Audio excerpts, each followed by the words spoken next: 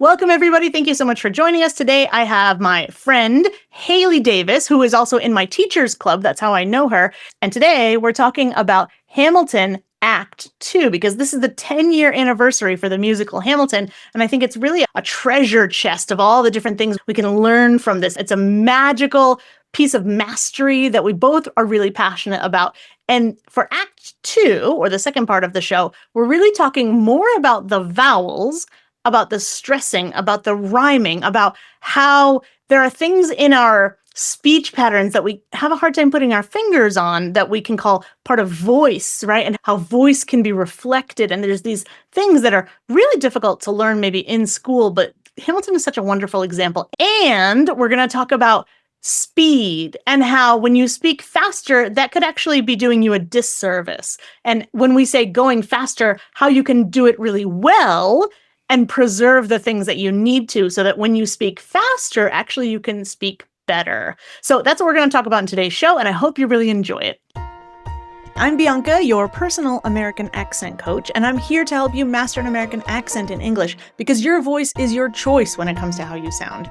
I try to release a podcast episode every 2 weeks, and so you should really subscribe to whatever podcast platform you use so that you don't miss the newest episode. And by the way, if you want to see the full video of the episode, it's available at Accent Coach Bianca on YouTube. Now, let's get on with the show.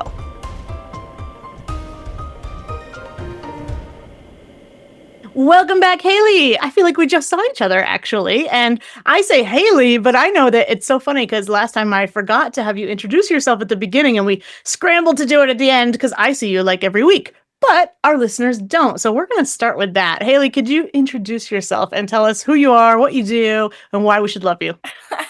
Yeah, no, that's a great idea. It does feel like it was just yesterday. But when it comes to Hamilton, our conversations do all bleed together. So to be fair, you can't talk enough about any musical, really. But my name is Hayley. I have an Instagram, LinkedIn page, all of the good things for accent coaches, because I want to help people on their fluency journey, especially advanced speakers. I work a lot with medical professionals and moms, which is a fun mix. It gives me a variety of friends that I'm essentially making. I'm essentially professional bestie, I guess, helping you build your listening skills, and enjoying the conversation along the way. My channel is Fluent with Hayley, Hayley. So yeah, that's me. Look at us being so organized, saying it at the beginning. I know. Doesn't have to move it. Exactly. And we have all of our notes, like we're ready to talk, because for me, I don't know if this is true for you, but I have to stop myself because I would go on and on and on and on. Not only are we having these 2 podcast episodes to celebrate the 10-year anniversary of Hamilton, but also I'm making a bunch of YouTube videos too. So I'm like Hamilton on the brain. I'm just like always thinking about it. And I've gone down this rabbit hole by myself and now with you. So I'm really excited. And yes, our WhatsApp messages have completely changed. Now it's throwing around lyrics. I definitely had Hamilton songs stuck in my head a lot more since we were prepping to talk about it more. But I mean, there's nothing wrong with that. No complaints. So yeah. Definitely not. Maybe we even need an excuse, to like listen to it more often. Yeah. I mean, because to be honest, I'm always listening. When you think of a musical that really is genius, kind of like Hamilton the musical, I find myself reflecting and thinking about it often. And I think it's that way with any kind of art. Sometimes I'll be thinking about a painting or another song or a poem. So it's only fitting that we make space for Hamilton, especially with the 10th anniversary. So yeah, we enjoyed the first act. Done. Spoiler alerts are coming up ahead. Exactly. And so we can say, people, stop right here. If you haven't listened to the other episode, you could actually listen to these 2 episodes independently. So if you're just stumbling upon this podcast and you're like, Hamilton Act 2, oh, maybe I should go back, I would say it's probably not necessary, but you could listen to the 2 episodes independently and still get a lot of the benefits, because we want to talk about how can this one musical really help us become better speakers, right? And it's complex, it's complicated, there's lots of stuff going on, which makes it a treasure chest, I think, of things. And last time we talked about vowels, a little bit of rhythm, and we're going to dive a bit deeper into this too. So let's first start talking about, let's say, vowels. Let's bring it back around to vowels, because we said I'm the queen of vowels. I love vowels. You mentioned last time that we only write a certain number of vowels, but we speak with a lot more varieties. Maybe you can elaborate on that a little bit first to kick it off. Yes. So, depending on the kind of English that you speak, there's technically 5 vowels that we would write. We can use a couple letters to combine them and make some additional ones. But yeah, there's not 5 vowel sounds in English. Not any English. Australian English, British English, American English. There's at least 19. Depends on who you Mm, talk to that day. And the research true. is pretty mixed. Because of that, I think you have to get your vowels down with English. Yes. Even if it's simply elongating your vowels versus your consonants. I have seen some accent coaches talk about, hey, if you don't catch anything else that I teach you from my YouTube videos or whatever, it's that Mm, you really need to learn where to rush and where to linger. And mhm. usually you're going to be lingering on vowels. So Yeah. that's definitely true for Hamilton, the musical, mostly because rap and Broadway type music tends to be a lot more conversational Hmm. compared to the, traditional pop or, jazz, whatever. Exactly. I guess jazz isn't typical, but in my head, that's what I'm listening to. But it's going to be a lot more conversational, which means you're going to really need to pay attention to your stress patterns, Yeah. which syllable in the word that you're emphasizing. And then Hmm. also, yeah, those vowels, you really got to elongate them. So that's something, you don't have to get perfect, but just become more aware of, okay, am I going like zero point 0.1 second on this vowel, or am I going more like 2 seconds? Let me shoot for Yeah. 2 seconds because that's Hmm. going to sound a lot more natural. You want to make sure that they can understand you. And the closer you speak to anybody, right? If I'm in the room with a grandmother versus a child versus a student, the more closely we speak to each other, the more closely we relate, right? It's just human nature, right? I think that's more the point is the communication, the connection that we're making. But I want to back up for a second because you said something and it made me think like, oh, I think there's more to that. When you said jazz, I know you were just throwing it out there, but think about how much of jazz is it has rules, jazz has rules, but then it just breaks all the rules, right? I feel like English is the same. You have to know the rules in order to break them, and then you can make something amazing. And I think that's kind of like what we're talking about too. You have to know where the syllable stress patterns are, and you have to know how to combine those things. And where does the genius come into in the lyrics is how that works, right? Is knowing all that stuff and being able to play around with it so that you end up with something amazing and magical, I think. So I know you were just kidding around, but I think like No, yeah, jazz is a I good metaphor. agree. I would even say I don't even know that it's an English thing that breaks the rules. I think that's a lot of art Ah, yeah, sure. breaks the rules on purpose, but also Mhm, even just conversation. I think you see mhm. that a lot in conversation. When I hear my Arabic speaking friends talking, I'm like, it's not the formal way. It's not that there aren't rules and that they don't have to be followed, but it's knowing which rules are flexible and Mhm, when we can flex them. So, yeah, I think mhm. art is one way where when it's done really well, everyone drools over it like we are. So, that's just, I love Exactly. Drool, drool, drool. Yeah, I'll give you an it. exact example of that. So, if we're talking about vowels, right? Now, what we're leading into is rhyming. And I have a really good example of that idea of like jazz is actually a pretty good metaphor because it kind of breaks the rules. And that's what we like about it. So, if we're thinking about the word tyranny, right? Tyranny, tyranny, Word. tyranny. It's used in a lot of the songs of Hamilton. Uh-huh, uh-huh, Yeah. exactly. And so it's at the end of one line, and then the next line I first noticed ends in he. And I thought, oh, tyranny, he. Okay, we're rhyming. But then I looked a little closer and I noticed that the other words are here and he. And it's Ooh. and is reduced to un. So it's here and he, tyranny, tyranny. Boom. Beautiful rhyme. How does that break the rules? That's not normally one word. It's here and here. That's 3 words put together to match this other word. Fabulous. So we're matching not only the exact vowel sounds, not the letters like you were describing, but also we said the syllable patterns, right? So that's just an example that came to my mind of why I think Hamilton is also really genius, is because when you look at the exact rhymes, like I'm sure Lin-Manuel Miranda had to go through draft upon draft upon draft and switch one little word and switch it to and he. And he's like, oh, that works so much better. I would love to have been in that room where that happened to I see. know. Yeah. Is that one of the cabinet battles? I think. Yeah. Yeah. In that one, yeah, that example that I'm giving is from Cabinet Battle number 2, Yeah. and Jefferson is speaking. They fight against tyranny. Yep. Hamilton is here and he Uh-huh. rather not have this debate. Yeah. I'll remind you, he is not Secretary of State. Debate state. Yeah, it's not just rhyming at the end, it's Yeah. rhyming in the middle, which is one thing that typically happens a lot more with rap or with spoken word. And Right. it makes it, I think, more incredible because Yeah. that's a skill that you're building. It takes a lot of talent to do that. But yeah, stand with Absolutely. our brothers as they fight against tyranny. I Yep. know that Alexander Hamilton is here and he would rather not have this. Oh, yeah, here and he. Tyranny. I like that. Isn't that amazing?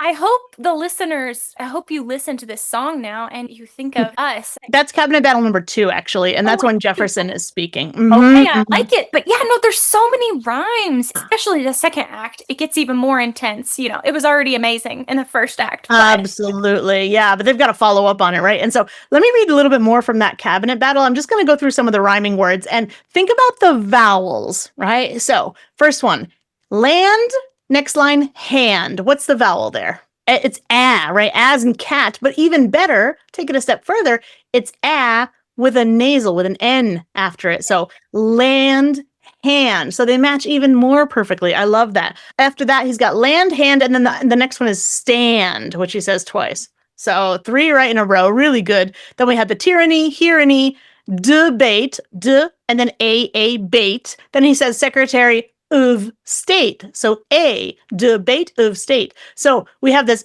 sound. I don't know about you, but it's one of my favorite sounds in the whole of the English language. What would we call that? The schwa, is that what you're referring to? The lovely little schwa, the most important sound for people out there. Yes, absolutely, guys. And if you're listening to this now and you're thinking, okay, vowels, rhyming, I can't rap. Okay, maybe you don't want to rap, but you do want good rhythm. And part of rhythm is reduction. And a lot of words, we use the schwa sound to reduce. So instead of state, we say of state. So just knowing that one sound, I think, is going to put you ahead. You see this in so many words that start with DE or RE. We say reflect or deflect or debate, like he just used in that line, debate. It's really common to see that sound right before the emphasized or stressed syllable. And so I think that's a good thing to notice. I really loved, I know this is a different song. It's The Room Where It Happens, but I feel like you can't go wrong with that song, right? Absolutely. There's, the line, but no one else is in the room where it happens. I think in some languages, they don't have the ooh as strong. It's more of a, like, ooh, it's shorter. Like, it's shorter. Ooh, and we would say, ooh, like almost extend it. And I loved the line before it is, we just assume that it happens, but no one else was in the room where it happens. And there's this emphasis that you see on boom. And I really loved that. I feel like it went so well with the music. That's one of the things about musicals is they do tend to be conversational. And so I think that's an element of why we connect with them. But no. Did you have any more lyrics that were rhyming that were on your mind? Oh, well, I wanted to say something about the one you just said, right? Because you mentioned it before, and this was a good example. You were saying we have end rhymes, right, at the end of the phrase, and then we have what we call internal rhymes. So if we take that part of the song, I don't know if that's the refrain, but he says, no one knows how the game is played, the art of the trade, 2 end rhymes, how the sausage gets made, and then we switch to 2 internal rhymes. We just assume, assume that it happens, but no one was in the room when it happened. So I think that's just amazing because we shift from end rhymes to an internal rhyme, and then on those last 2, the word happens is at the end and it repeats itself. I think that's a super way to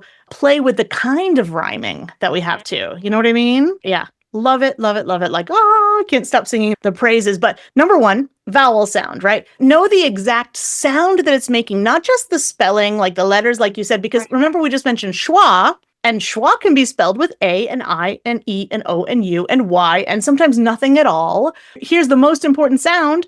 How are you supposed to know where it's hiding? Well, it's hiding everywhere, you know? So just to bring that around too. And then syllable stress. Let's think of the word we started with. Tyranny, tyranny. So when you were saying elongate the vowels, where do we then elongate it more? We stretch it on the stressed syllable. So Right. tyranny, tyranny, tyranny. They're both E's, but the Yes. T is longer than the E in the letter Y at the end. Yes, kind of a funny thing because a lot of three-syllable words in English, we emphasize the second syllable. You know, we say develop, granola. But with tyranny, for some weird reason, we emphasize the first syllable. It's probably has a different language of origin because newsflash, a lot of our which syllable we stress has to do with the language of origin, how it's spoken, language originally. I think it almost is this comical word to me, tyranny, instead of tyranny. So, I mean, I get it out there. If you're like, I can't win, English is too weird. We promise there are rules, but there is something that just tickles the brain Yeah. when we break the rules. And that's true in every language. We're pointing it out in ours because that's our native language. Yeah, but that's where the art happens. I think that's where the humor often happens, right? When you get plays on words and you're playing around with language, that's where it happens, right? By messing around with that stuff or noticing it anyways, right? So, for example, you mentioned stress, right? So, let's talk a little bit about rhythm in other languages versus English, because I think that stress is what's actually happening, what's coming into play right now, right? So, we've got rapping, we've got music, we've got a beat, we've got stress patterns. So tell me, for example, if you have a student that comes from, let's say, Arabic or Spanish or something like that, how is their rhythm going to transfer from the first language over to English, for example? Right. So typically, what we see with Spanish speakers, native Spanish speakers, is that their language very clearly tells them when to stress a sound. And the only reason that they're stressing the sound is because that's how you say the word. There's no extra emphasis, generally speaking, on words. Your pitch doesn't necessarily have to go up or down dramatically compared to English. And so what happens is we often have students who maybe they are doing really good with connecting words, maybe they're really making the right sounds, but with their rhythm, they kind of speak very, very fast and they don't know quite which words to combine. We love to take pauses when we speak. But if you pause in the wrong place, it sounds strange to the native speaker's ear, the native listener's ear. It doesn't mean you're bad at speaking. It just means it might actually affect how well the person understands you. So typically what we'll see with Spanish speakers is they tend to just run through the sentence. They either say it very fast or very slow. And Yeah. either way, they're trying to be understood. But what happens is when I speak, I pause and then I pause again and again. And that is really important, especially getting that, yes, we don't have accent marks on our words. But we need to group the words in certain sections. And we see this a lot with our rhythm. It even comes up with the speed of how we talk. Some people think if I talk really fast, I will sound more fluent, I will sound clearer. Well, generally speaking, when you speed things up, the opposite happens. But even if you spoke perfectly, pronouncing everything perfectly, you would still be pausing in between certain words. And so I think, yeah, that's something that we see. I think when we were talking about beats per minute, was that a conversation we were having recently about, like, in just conversation, what framework it does or what framework it looks like compared to music? Because a lot of music is in, I think it's 4 beats Four, second. four. Four, four, meaning I'm going to count 1, 2, 3, 4. 1, 2, 3, 4. I'm not stopping, but like you just said, we pause a lot. So if I spoke like this all the time, it would be going and going and you would never hear me pause. And that would be weird, right? Maybe That that would would be be weird, a in English speech at least. or something. Yeah, exactly. I wouldn't give space for that. So what we typically do, at least in English, is if we're counting 1, 2, 3, pause. Mhm. 1, 2, 3, pause. So generally, we speak where we have 3 important words and then we pause. Maybe it's 2 and then we pause and we pause, or 2 pause, 2 pause, 1, 2, 3 pause. Yeah. So, but we're trying to think about how many important words do I have in Yes. this chunk, right? If we're thinking of time in terms of the music of a language, for example, we can actually count the beats, at least in English and other time-stressed languages like we have here, right? Yeah. We can count the important words. We can see when somebody stops, right? We can see when they want to be super dramatic. Maybe they say one important word and they wait for 3 beats.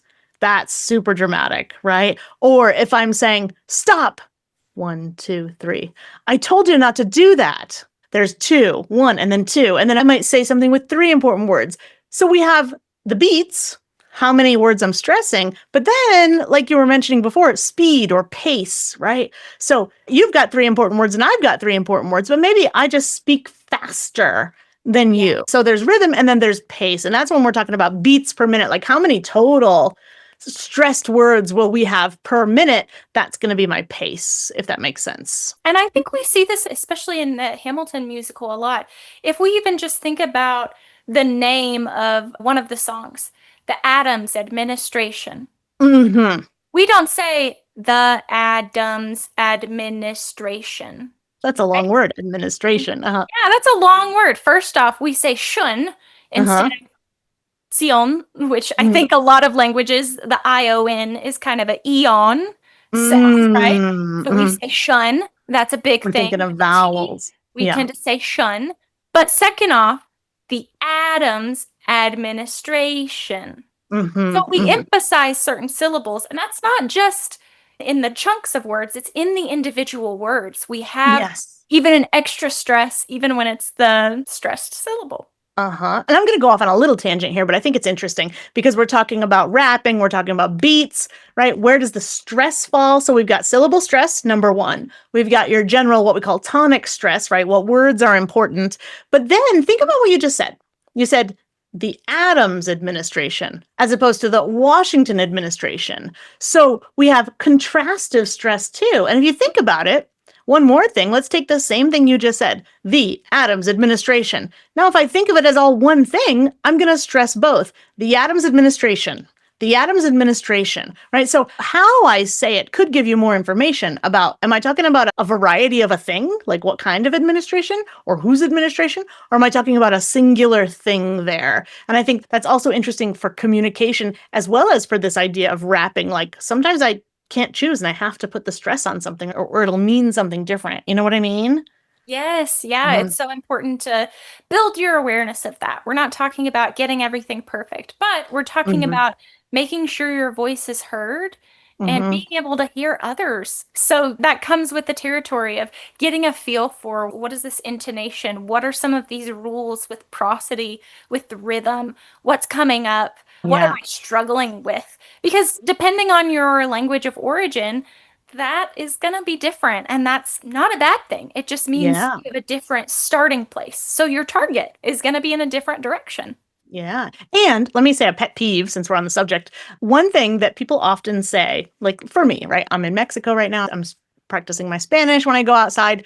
And for sure, I make mistakes, right? And sometimes when people speak to me, they speak pretty quickly, right? But I'm also from the Northeast, so I'm like a freight train. I speak quickly in English anyways. So it's fine. What really messes me up, though, is when people then they talk more slowly. Well, the rhythm just went out the window. And like, I know you think you're helping me, but at least in English, when we slow down and kind of like do that kind of, I don't know, I don't want to say teacher talk, but like some kind of talk that slows down, often we just lost the rhythm that we had. And that doesn't often help the person. I don't know if that's been your experience, but I know that's been mine on both sides of it, on the teaching side and on the learning side. So. Yes, I would agree. I have actually encountered this where I once had a friend of mine who works in the medical field and was saying, I'm operating in English, which is not my native language, and I want to be very clear that people understand me. So I Mm, speak very slowly and I enunciate as much as possible. And mm, that's beautiful that this mhm, friend was aware and choosing not to speed up, because I think a mhm, lot of times that is a non-native professional's tendency. mhm, But the tricky thing with slowing down is there's meaning behind your speed. If we mhm. think about Hamilton the musical, which song is the fastest? It's going to be whatever song is probably the most Yeah. stressful. Which Yeah. song is the slowest? It's going to Uh-huh. be probably one of the more serious, maybe somber, maybe Mhm, even depressing songs. So you're communicating something with your speed and with your pace. mhm, And mhm. like you said, you tend to lose whatever element of rhythm you did have. I find that if someone can first really master the stressed syllables, if they can really learn how to master that, it's a lot easier to then focus on rhythm. But if a Yeah. person, is using words frequently that they're using the wrong stress, and obviously they're not wrong, but they're using the incorrect stress. They're saying Mhm, granola instead mhm. of granola, then it kind of doesn't matter what their rhythm is. You got to start with, okay, what in this word am I emphasizing? And then Mhm, what in this sentence am I emphasizing? I'm going to mhm, emphasize this part and then I'm going to breathe and then I'm going to emphasize here. But I would say, mhm. yeah, there's this desire to slow down and to pause. And I think it's so good. Thank you for noticing. Pausing is important. Yeah. But how are we doing it? Because it communicates something. It really does. Yeah.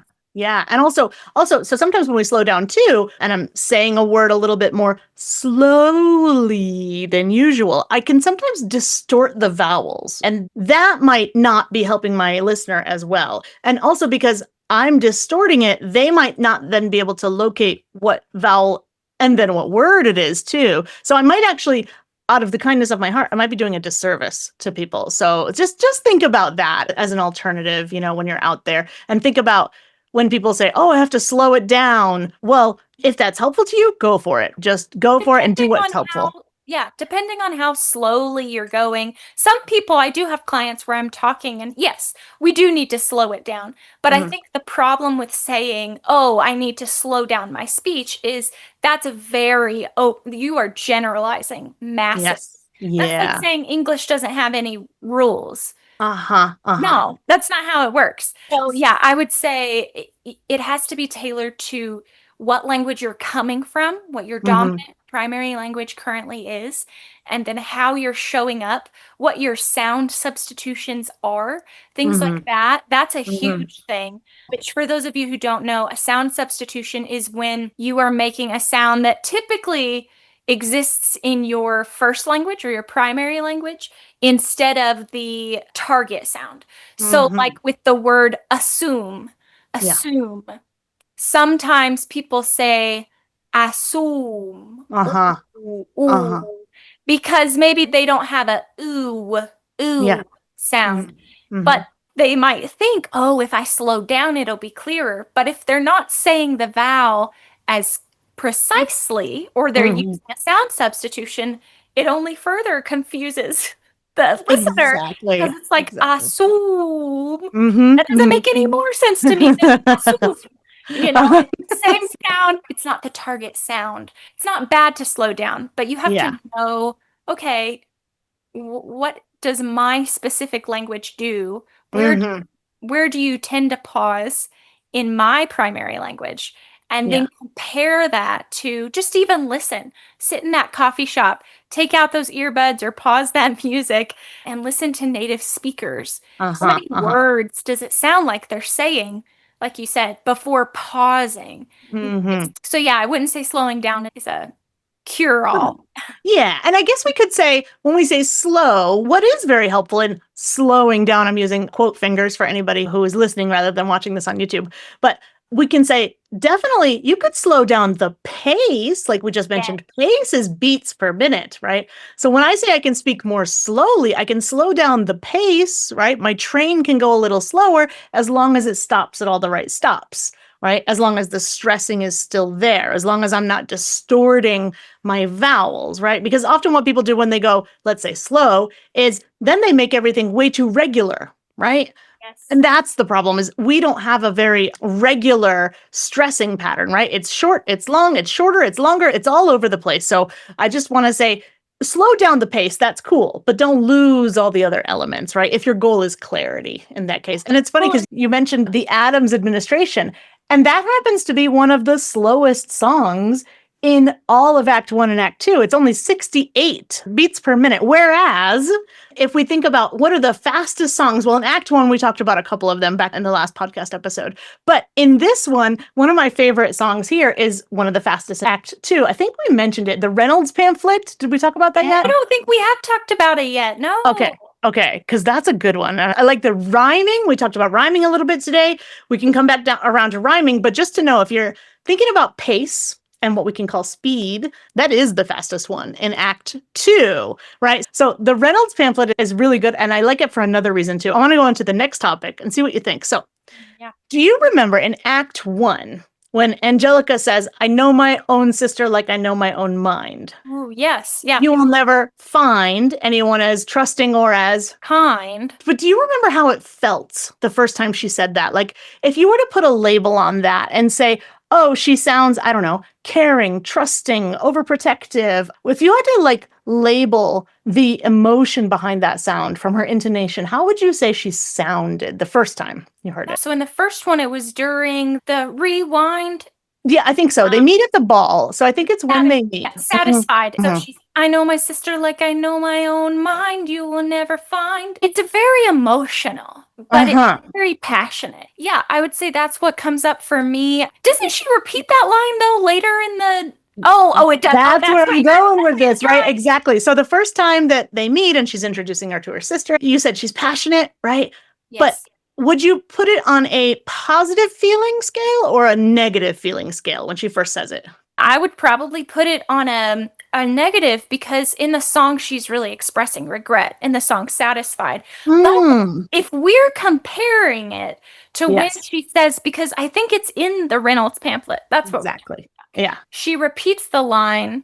And do you remember why? Yeah. So what happens? Oh, I remember this. Okay. So it's hit me now. So Angelica is coming back. She's left the country because she got married, lived somebody in like Europe. I think France or something. Yeah. Not important to the story. Yeah. All that's important is the Reynolds pamphlet comes out, which is where basically Hamilton writes a Dear America letter to the public saying that he had this affair, but he didn't like spend the government's money. So he just wanted you to know he's like not that bad of a guy. It's a really scandalous, vile, like pretty much immoral idea. Because I think most people were like, well, yeah, it's good that you were good with your money, but like you're also cheating on your wife, who happens to be Angelica's sister. Yeah. And so Angelica, the sister of his wife, comes back and he's like, oh, thank God you understand. Alexander is saying that. And she's like, I'm not here for you. She's hungry. She's so hungry. And she says, I know my sister like I know my own mind. You will never find anyone as trusting or as kind. She's a bit firm. She's angry. So I guess maybe some people would say the first time she says it in Act 1 that she's happy. And more caring in a way, I get the feeling of like there's more than one emotion going on there for sure, right? Because she actually likes Alexander, but she's, getting her together with her sister and things like that. I think it's complicated the first one. If nothing else, it feels more caring to me. Second time, same exact lines, same words, same stress, almost the same pace, right? Beats per minute, almost the same pace. But what's different? Her intonation, her actual voice. You can say the same note and say it a different way. I can say, I know my sister like I know my own mind. I know my sister like I know my own mind. Those are the same pitches, but they're different. Those are the same intonation, same changes, but they're different. One is, communicating more desperation. With Angelica's, it's communicating anger and fury. She's Mhm. very angry with him. She's very much done, you know, absolutely not. How could you harm my sister? How could you Yeah. publish this? What's wrong with you? She's angry. And I think it's honestly a good exercise to do for anyone who is really wanting to improve their intonation, work on their prosody. Write down a couple sentences that you say regularly, and then just practice saying them in different emotions. Okay, I'm going to say I'm really sad this time. Mhm. Now I'm going to say them really angry. Now I'm going to say them really happy. This is a good practice for you because you really do want to make sure you have enough range when Mhm. you're speaking English. So it doesn't matter if you have a higher voice in English or a lower voice, you still want to make sure you have a range that can Mhm. go up and down. 'Cause that's where intonation is. Intonation is the relative up or down based on my baseline, right? Maybe I have a very low voice, but if I can get a little bit lower, then I can show some of those emotions where I need to show that. Because otherwise, the person who's listening, they might not really get what I'm trying to communicate. They might hear the words and they might understand the words, but they don't get the meaning kind of behind This it, you is know? really important. We see this a lot in my local English class.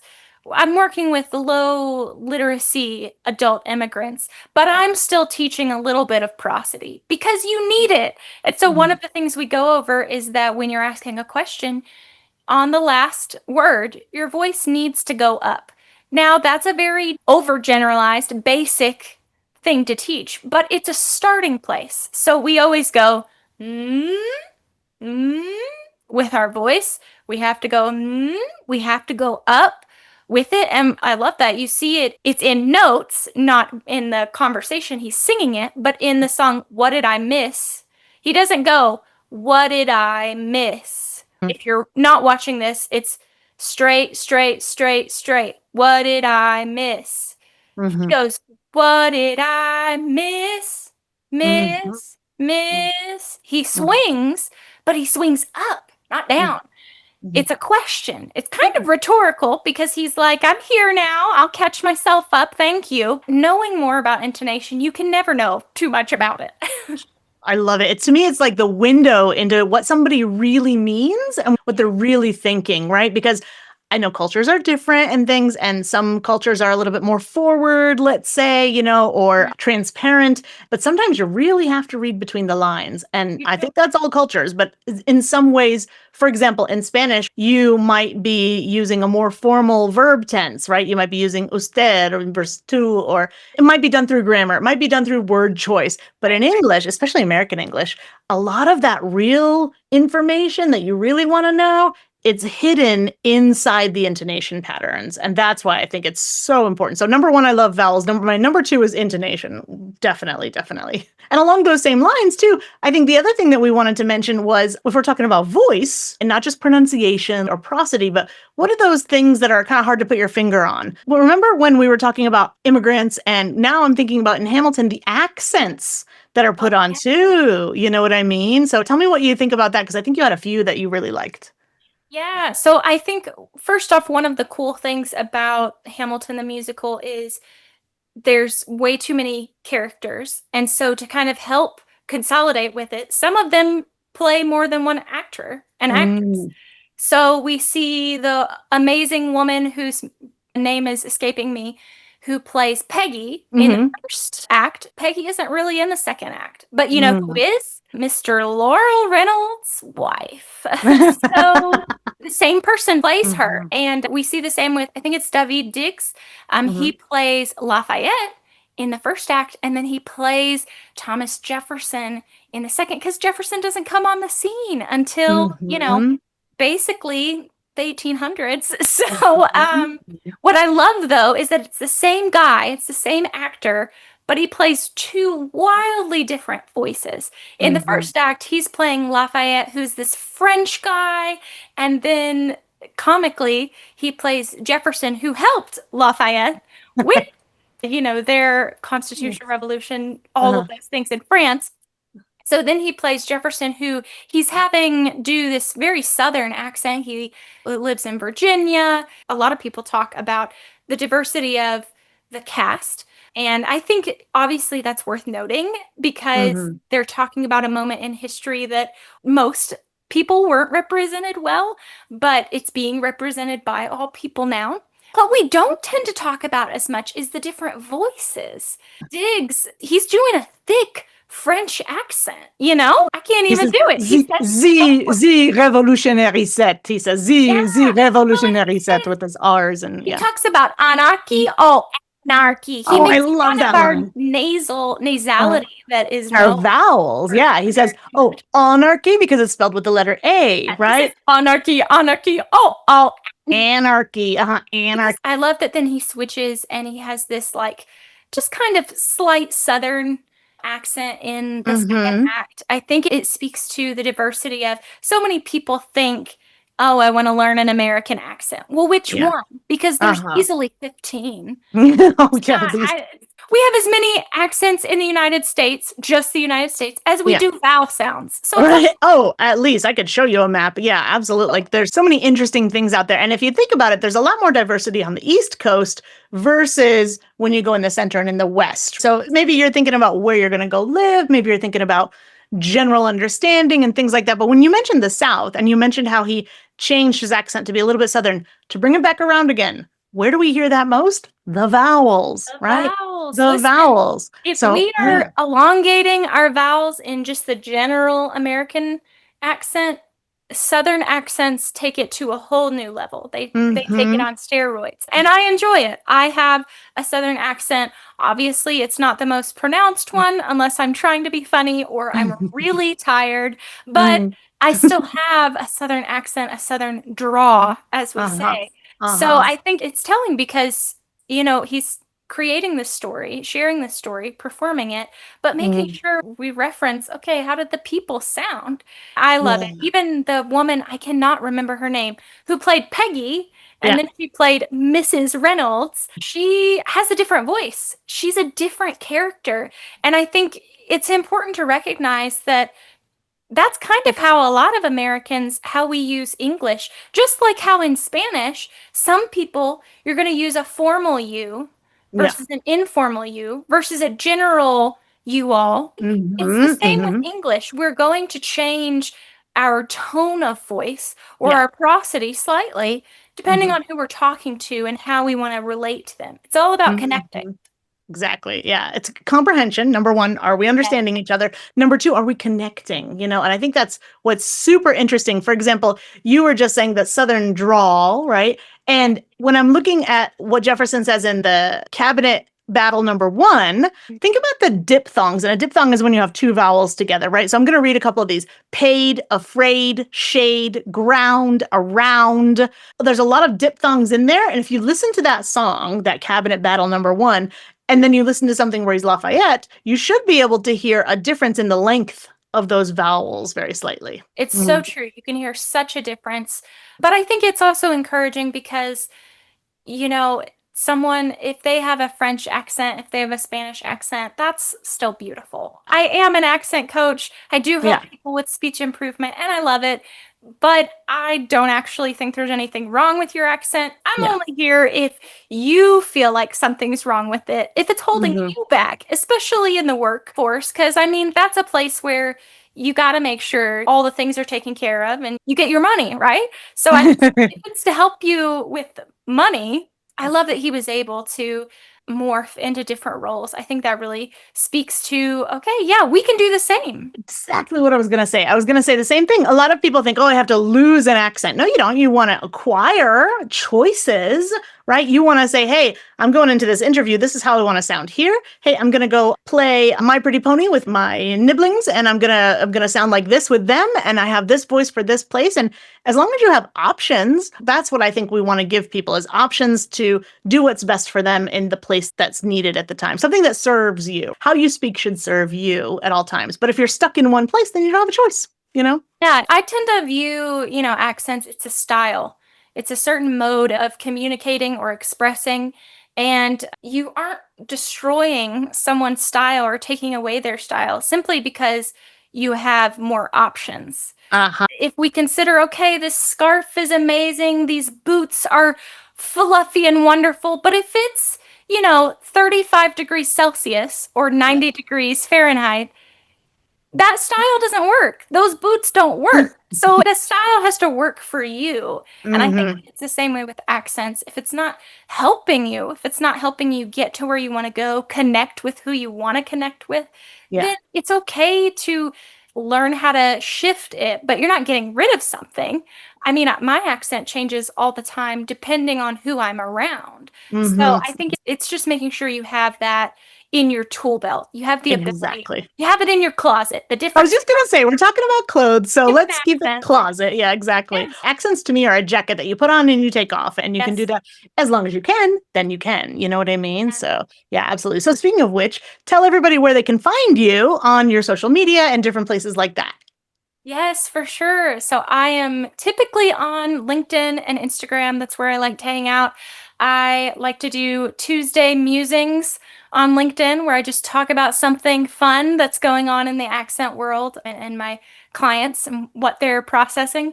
But yeah, that would be on my channels Fluent with Hayley. It's Hayley.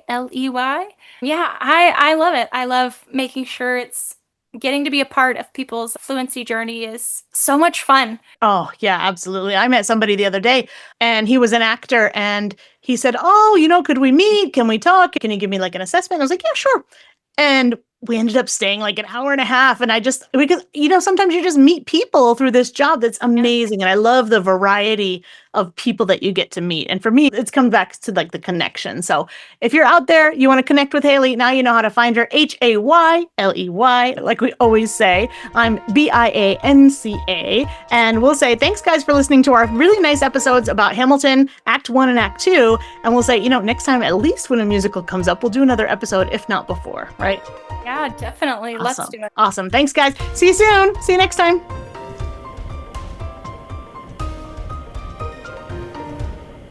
And thanks everybody for listening all the way to the end. If you stay to the end, I like to give you a little glimpse into what I'm up to lately. And at the time that we're recording this is about the beginning of June. I've been house sitting at my friend's house for about 6 weeks now.